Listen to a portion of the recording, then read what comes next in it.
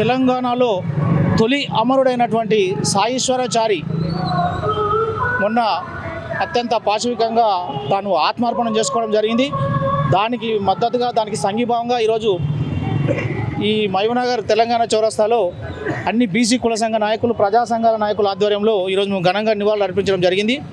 మేము ఒకటే చెప్తున్నాం ప్రభుత్వానికి, ఏదైతే వాళ్ళు ఉచిత హామీలు ఇచ్చి ఈరోజు హామీలు అమలు చేయకుండా ముందుకు వెళ్తూ ఈరోజు బీసీ ప్రజల ఆకాంక్ష ఏదైతే ఉందో దాన్ని దెబ్బతీసే ప్రయత్నం చేస్తున్నారు.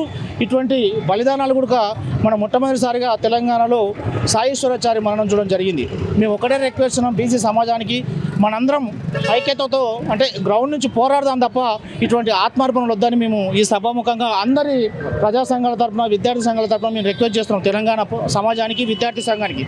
ఎందుకొరకంటే బీసీలు అంటేనే ఒక ఆత్మాభిమానం గల వ్యక్తులు మనం. ఎందుకొరకంటే ఏదైనా ఒక విషయం చర్చనీయాంశం ఉందంటే దాని కొరకు మనం ఎందాకైనా పోరాడే తత్వం కలిది మన బీసీ భావజాలం ఉన్నది. బీసీ ప్రజల్లో అదొక మొదటి నుంచి ఉంది. ఎందుకంటే తెలంగాణ ఉద్యమంలో కూడా మనం చూసినాం, శ్రీకాంతాచారి అమరుడు తర్వాత రాష్ట్ర వ్యాప్తంగా ఎంత పెద్ద ఉద్యమం జరిగిందో మనం అందరం చూడడం జరిగింది.